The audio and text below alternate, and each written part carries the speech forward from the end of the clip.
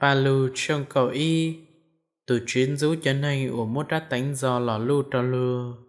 Nơi giàu xiết trò cho này ủa mốt đá tánh chín do lò lu trò lu.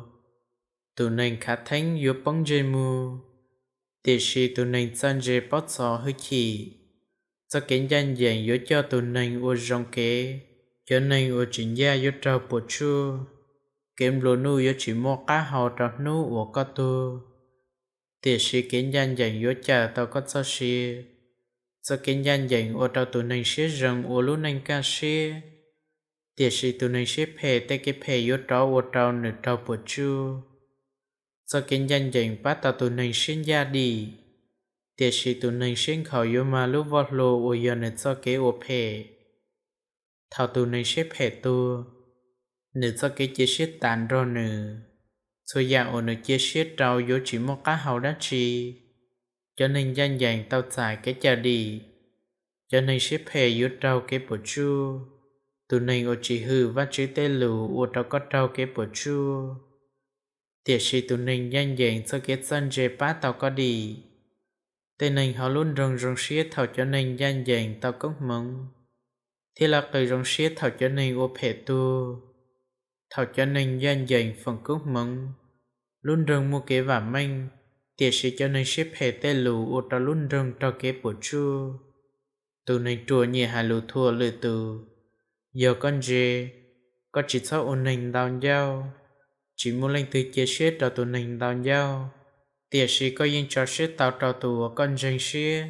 Giờ chỉ mua tù cho. Lúc tết chào yếu bóng mù. Tiệt sĩ giờ mua chống tù tốt xa yếu ô ta mua kế chư hư trua khó. Giờ có tao cho lùn rõ lời tù thể nông ghi. Có giờ tao chỉ cho ngay ta. Rồng đuộc có chỉ lý mút chê chỉ xó cộng tên rõ nử. Tù bó nịa ủa mô lũ xế rồng mà lùi danh hư nử. Tiệt sĩ tù bó nịa ủa xế chính gia yếu bóng dây mù. Tù nành tuôn ghen danh chính rõ lù mô nhẹ ý rõ lì. Tiệt sĩ tù nành ngồi yếu một xiêm lù nu. Thảo câu ủa xế đá xế rồng giờ câu ủa rồng cho con ta. Tiệt sĩ giờ câu ủa lúc xin đu trí. Tên đại yếu tró lọt trào co. Tù nành ổ phê chỉ tao tên gây rò rồng. Tiệt sĩ giờ câu ủa kiến danh dành. Cô yếu tao tên gây rò ủa rồng. Tù ủa lúc nành nhớ trôn rành cho cho kiến danh dành yếu một cho xí nhớ. Tiệt sĩ tù ủa phênh thế thứ cho cái phê ủa yếu tù mù. Tù chuyến rú cho nành ủa một lúc xí lì hiệp. Tiệt sĩ nửa lúc cho nành danh dành. Có yếu chủ báo hải tiệt cho nên ua phê ua kìa yếu trao gì. Tiệt sĩ cho nên danh dành yếu kia đi. Tụ bó nìa rồng gâu ua chỉ mua chữ gì.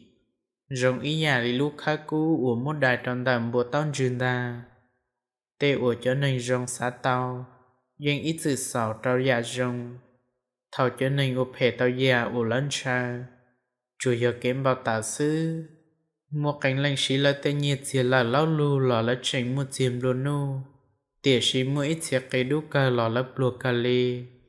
Uồn nành sẽ đá sẽ rồng. Có lúc nành thì yếu vả manh. Ba lự tù. Lùa thì yếu ba co. Tên nành chạy phòng tù ở sọc ống lò chê chia tỏ mù cả tòng ghin đau. Tiệt sĩ lục hồ tù ở mù phanh nhi. Tù nành ổn thế giả rồng yếu tọt giải giả rồng. Tiệt sĩ tù nành ổn thế giả phê yếu tọt giải giả phê. Cho nên ổ cho xếp đó là cho kiếm lỗ nuôi yếu bóng ý giả lý tên lông thảo lúc chăm lông đồng rinh. Tiệt sĩ cho nên danh dành yếu và mang ý giả lý tên lông thảo lúc chăm lông đồng lá. Tù này ổ phanh chỉ tánh mình cho nữ trẻ nên. Thảo cờ này yếu chỉ mua ý giả đá chỉ ly. Cho nên trùi yếu tàu ổ cho nên dân dạc khế một ly. Kén danh dành bút cho xê. Tiệt sĩ kén đu trí thó cho xê. Cho nên ổ rồng nhưng tao chẳng gây ra hậu luôn để tên nó. Có yếu chủ báo hải tiệt cho nên ổ phê thế cho nên ổ chào yếu trao gì.